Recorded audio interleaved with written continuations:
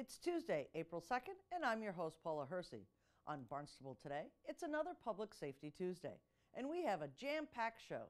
Starting with a look back at Detective Reed Hall's last Main Street patrol. We talk scams and road construction safety with Chief Sonnabend in the studio. Part 3 of our Community Impact Unit series ends with collaboration and partnerships within the homeless community. And we round up the end of the show with a special hero recognition ceremony at the Barnstable Police Station. Now for a look at municipal news and notes. You can hear the siren behind you. You look to the side of the road for a place to pull over, but the traffic jam at Route 28 and Yarmouth Road has cars stopped at the intersection with no place to go. This all-too-common scenario is one of the driving reasons for the Mass Department of Transportation's redesign, a wider and safer roadway for one of the busiest intersections on Cape Cod. Channel 18 went to the Mass DOT's open house last week for a look at the design, timeline, and to talk to officials about the project. This is an extremely busy intersection on the Cape. It's been in need of improvement and expansion for decades now, and we are finally realizing that dream to fix this. It's been a large effort between the town and MassDOT, and our design consultants have been working very hard to get the design ready. We're going to advertise for construction this summer. We will award it in the fall, and I think our contractor will be breaking ground late next fall. And we will work over the course of the winter to relocate and expand the rail crossing and move utilities under the new track alignment and out of the way of our road work. And we will be working from Labor Day to Memorial Day each year with a summer shutdown, as I believe this is one of the busiest, if not the busiest intersection on Cape Cod. I think the off-peak traffic volumes are in the mid-20,000s on Route 28 and high teens, maybe 18,000 a day on Yarmouth Road. So everybody goes through this thing every day. Well, what you see today is there's a large queue of traffic at key times during the week, and the ambulances are forced to travel in the oncoming lane. They're not seen by folks, especially if they're coming from Route 6. They're not seen by folks on Route 28, so they show up as a surprise. The oncoming traffic is turning onto Yarmouth Road to head to Route 6, and the ambulances have to really fight their way down. There's no better word for it than fight their way down to the intersection. So the intersection will be widened, and it'll have the ability to handle more volume closer to the intersection.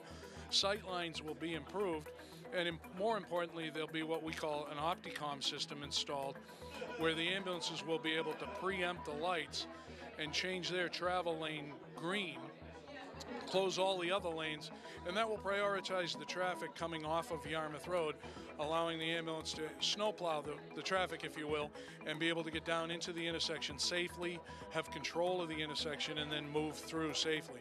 There's about 8 to 10 ambulances an hour that move through that intersection during the summer. So this will be a good improvement for all of our partner emergency responders to be able to get to the hospital a little bit more efficiently and definitely more safe. We wanted to update everybody on where we are with the design and the schedule for construction, and we wanted to make sure all the abutters and people in the areas affected by this work are aware of what's going on and when we'll be disrupting their lives with the construction. We will maintain two-way traffic at all times through the intersection. There is one caveat to that. In the dead of winter, between New Year's and Easter in 2020, we hope to and plan to relocate these tracks and put all the necessary utilities underground under them and put them back. And that will occur on weekend nights in the dead of winter, where we will detour around the intersection. So that's probably the least impactful time, but we will be detouring during those periods. Otherwise, we will have continuous two-way traffic up and down Yarmouth Road and 28.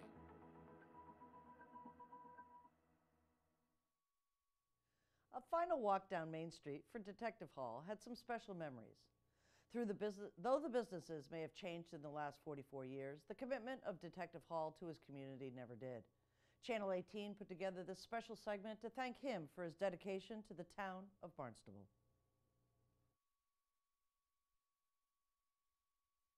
My first assignment was a foot patrol, walking Main Street in the West End from 12 at night till 8 o'clock in the morning.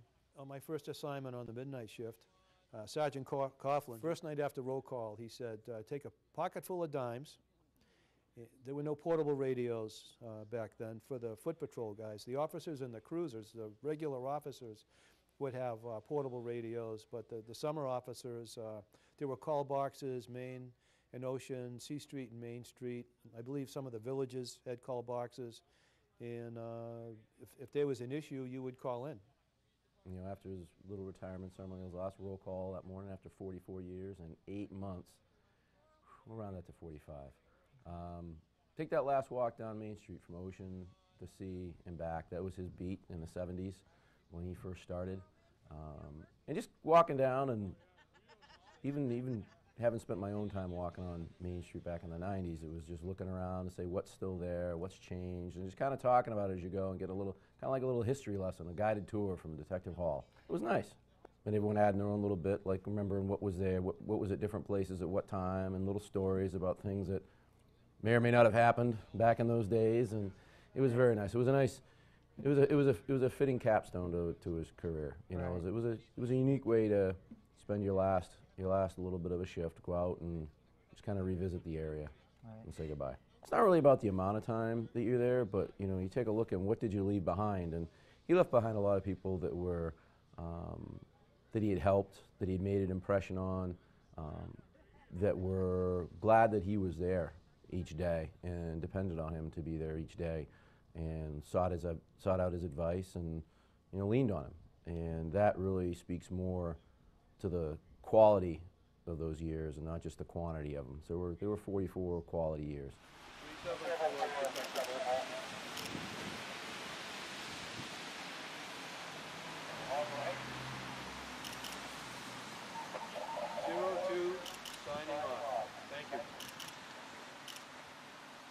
I can't thank everyone enough that has supported me with the Barnstable Police and other agencies and other folks in the town, particularly my wife, my son, my stepdaughter, the chief, and various other people that have gotten us through this journey. And as I have said many times, I would certainly choose this career again. Thank you. Excellent. Thank you, sir. Thank you. Very good. All right. We love you, honey. Thank you. Very much. I'm proud of you. Thank you. All right, we're gonna. How do you know it's spring? Asked Chief Sonnabend. Why, blooming orange barrels and IRS scams, of course. Some safety reminders in our weekly chat with the chief. 'Tis the season for scamming and construction. With me today, Chief Sonnabend. Good morning. Good morning. Spring is here. The orange barrels are out. They are. Yep. And let's tackle that first. The construction season has begun here in Barnstable, and it is literally every road out there. And not just here, it's all over the Commonwealth, the construction period, but especially down here because you try and get it jammed in before the summer season starts. So there are a lot of crews out there. They're moving around from location to location. Lots of barrels out there, flaggers in some instances, police officers in some instances, but regardless, when you come to these sites, slow down and just take a little bit of extra time. I know that it can get frustrating. You're trying to get somewhere and you have to deal with, you know, get the bridge you got to deal with, you got local construction you got to deal with. But, you know, we all like having nice roads and drainage and everything else, so you know, we have to get that work done when we can. So. Right. And one of the things that I notice is that there's a lot of detours through neighborhoods where kids are playing. Slow down. I mean, you're in a rush. I know you're trying to get somewhere, but there are kids, like you said, that are playing in those areas. There's families, people walking. Just slow down. It's not worth getting into an accident and hurting somebody else. Just take your time. Right. And scammers, they're everywhere. You know, you've posted 2 or 3 in the last couple of days on Facebook. Lots of scams going around this time. Well, you know, it's tax season. People are, you know, submitting their taxes. They're getting their refunds back, and they know this, you know, so they're out there trying to get that money from you. They're working hard to get your money that you earned, and they're trying to take it away from you. So don't agree to anything over the phone. You know, always ask to be sent something in the mail. If you're the least bit suspicious of it, don't go with it. Don't go with your gut. Go with your gut, and don't give them that money.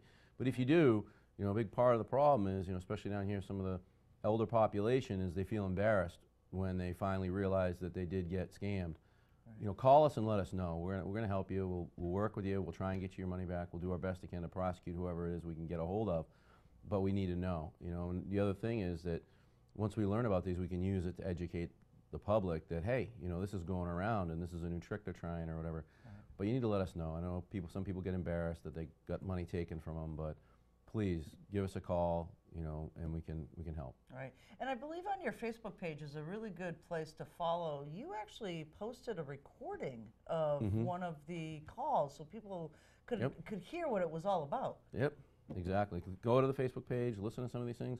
And even some of the other local departments too, even the state, they post these things. Consumer awareness can, you know, do your resources, some elder affairs services, they can educate people on this stuff.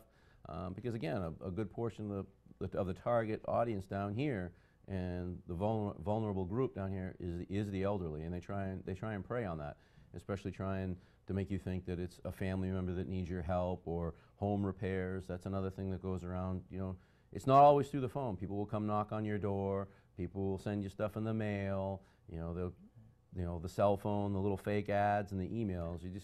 There's so much going on out there. You just got to be aware. Right. There were two of them that I know that I had actually received as well. One was Medicare, which you know, a lot. Oh, there's no way you should need Medicare. Right. Right. Exactly. And then the other was the Social Security division, and neither of those will contact you by phone. The IRS doesn't call you and say, hey, look, pay us now over the phone, or we're coming to get. No, you will get official mailings. You will know that you're in trouble with the federal government. They won't just call you up and ask you to cut a check today, or to go down. And another good clue is if they go down and ask you to get these prepaid cards and send them somewhere, or things like that. You know, a lot of these places legitimate will want either, you know, they'll want like a bank check or a treasurer's check or something else like that. They're not going to ask you to go out and buy prepaid cards to send to them. You know, they don't need, you know, iTunes gift cards to pay your IRS bill. You know, or Home Depot. Or Home Depot cards, yeah, exactly. Hey, that's crazy. Well, maybe they're using that to finance the road construction.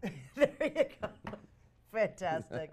Thanks for the updates on the construction and as well on those scammers. People beware. All right, have a great morning. Excellent. Thank you. In our first two segments on the Community Impact Unit, we talked with the Barnstable police officers who are out on the street with the homeless every day. Our last segment closes the gap from policing to services for these individuals. In the vein of It Takes a Village, we talked to Arlene Crosby from Duffy Center about the community partnerships that close that circle. Arlene, tell me a little bit about what your job entails every day.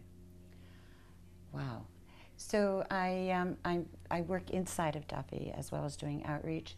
So I meet a lot of new individuals that have been referred by the community, Barnstable PD, BinFin, etc.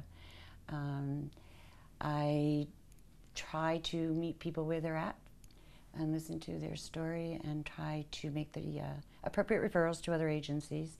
Obviously try and get them hooked up with our services here, and to try to make it a little less stressful in telling their story, which I can only imagine must be very difficult. What are some of the services that Duffy provides the homeless population here in the town of Barnstable? So we have a medical team. We have a medical assisted treatment program for those who are struggling with addiction. We have a Hep C program, Mothers Do Care, behavioral health, case management, and I'm probably forgetting a lot of the new ones because we're always looking to develop something new that would meet the needs of our people. So collaboration seems to be the name of the game here through interagencies, from the Barnstable Police Department's Community Impact Unit to Duffy to VinFen. How does Duffy become the center of that for referrals out with some of this population? So it seems that Duffy seems to be a hub in some of these referrals. Well, I think it's, as Jen said, that we meet once a week to discuss clients that may not be patients here or may not be aware of the services that VIN and the other agencies provide.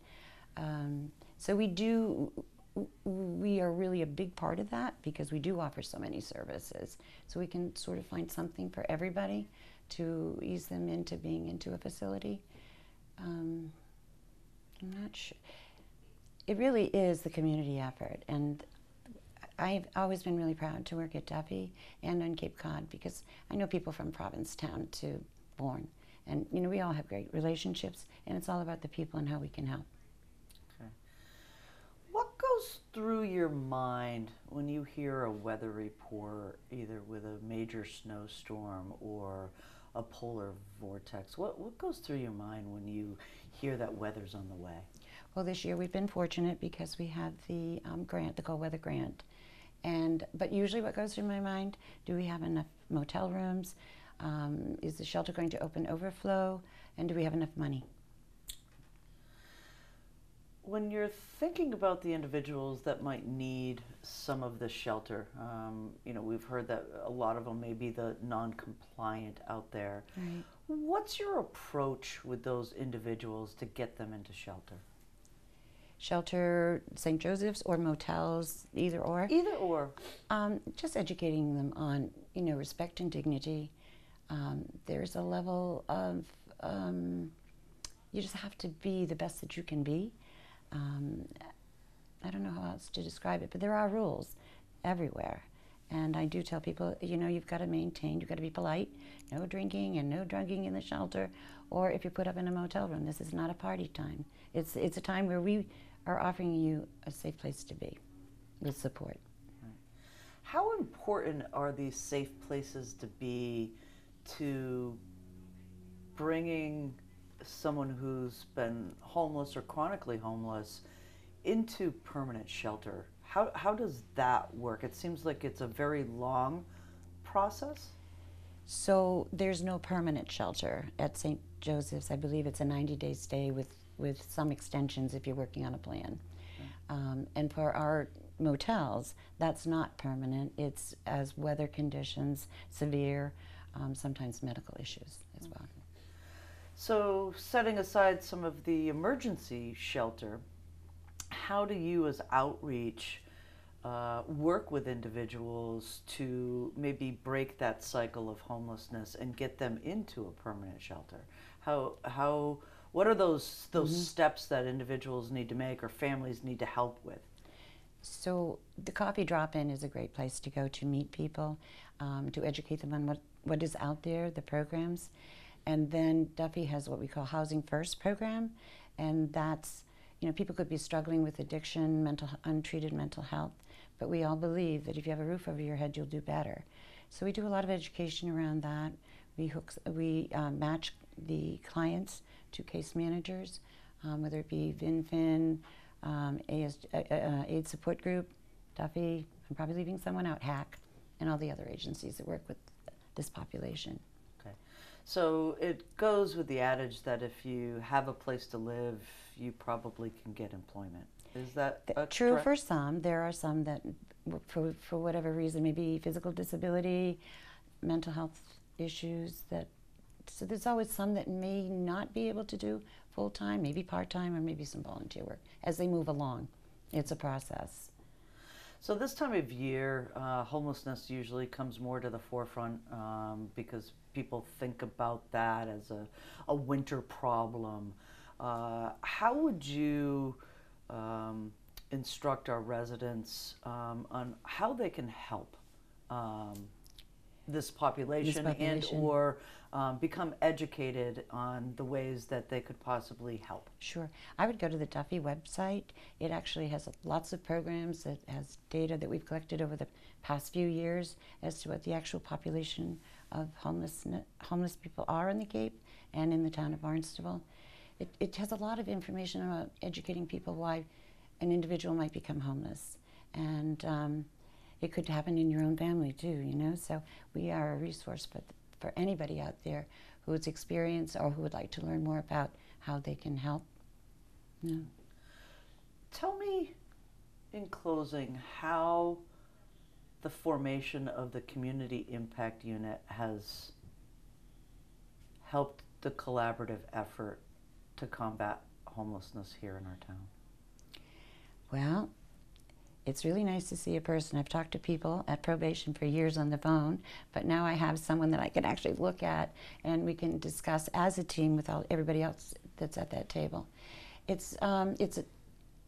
I think there's much more trust now with all the different agencies between the police, probation, Duffy, you know, and that's only done, it's done a wonderful thing in bringing help to our people. And we're usually all on the same page with, you know, how do we move forward in helping this population. Any last things that you want, that I might not have covered, that you want to mention?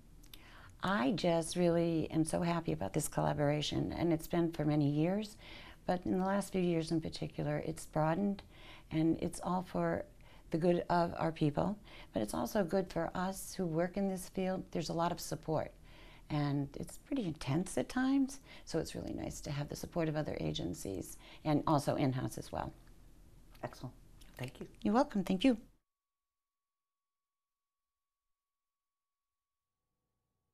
Heroes walk among us. Barnstable resident David Duncan was recognized by the Carnegie Hero Fund Commission and awarded the 2019 Carnegie Medal at the Barnstable Police Station. Sorry. So it's mine. So what?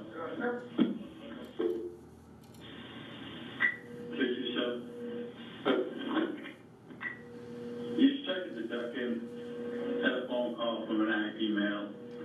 He was just slurring his words. All I could make out was the Duncan. On August 24th, 2017, security employee David Duncan of Hyannis saved Barnstable police officer James Amelia from an assault in Hyannis. Officer Amelia was attempting to take a man into custody when the man fought with him and they struggled and fell to the sidewalk. While Officer Amelia was struggling, continued to struggle with this individual, security employee Duncan stood nearby and observed another man armed with a knife approach the scuffle from behind Officer Amelia. David Duncan told the man to drop the knife and then blocked the man's path to Officer Amelia. Using both hands, he continued to grasp the man's hand and wrist, and they struggled over the knife. David Duncan disarmed that man and threw the knife away from him that day. Other officers shortly arrived and were able to take both assailants into custody. Officer Amelia suffered a cut to his left hand and recovered, and Mr. Duncan was not injured at all that day. For his brave act, the Carnegie Foundation certainly has recognized David, but I wanted to personally say thank you, David, for seeing a moment when you could make a difference and having the bravery to step forward and selfless act to do so. I really appreciate it.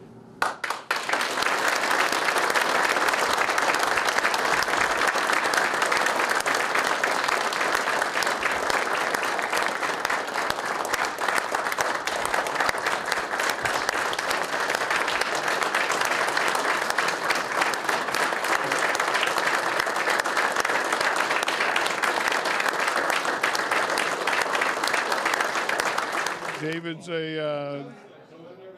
as Lieutenant Cabral said in his speech, there was 30, 40 other people standing there watching, and David just, the first time I met him, I never knew David before this, and he, out of the clear blue, I'm very thankful, and David knows that. I've talked to David several times, and I'm very thankful for him, and my family's thankful for him, because to this day, we don't know what would have happened, but he's a lifesaver. Sometimes there are just those immediate situations, and it's up to each individual with your own life experience, to decide whether or not you need to step forward and act. And unfortunately, the world today, it seems like you see a lot of people just holding up their phones and recording what's going on when they could step forward and help resolve a situation. And it's nice to know that there are still people out there like David, not just police officers or firefighters, that if something's going on, are going to step forward and help their fellow man in time of need. Here's a look at the upcoming meetings for boards, commissions, and committees.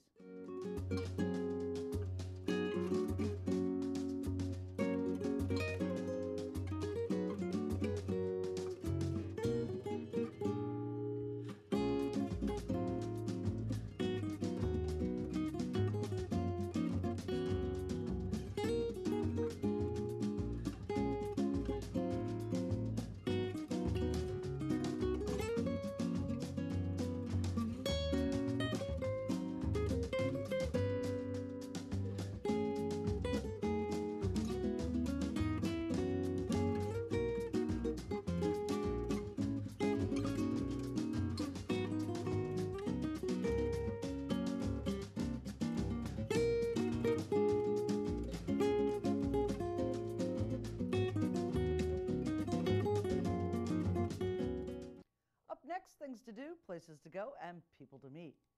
Do you have questions or concerns you'd like to discuss with the Barnstable Police? Have a cup of coffee and join Chief Sonneman for a visit in the Adult Community Center lobby this Friday, April 5th from 11 a.m. to 12 p.m. Comments, suggestions, accolades, connect with us on Facebook, Twitter, and Instagram. Email us or send us an old-fashioned note by carrier pigeon. Channel 18 works for you. I'm Paula Hersey, and thank you for watching Barnstable Today.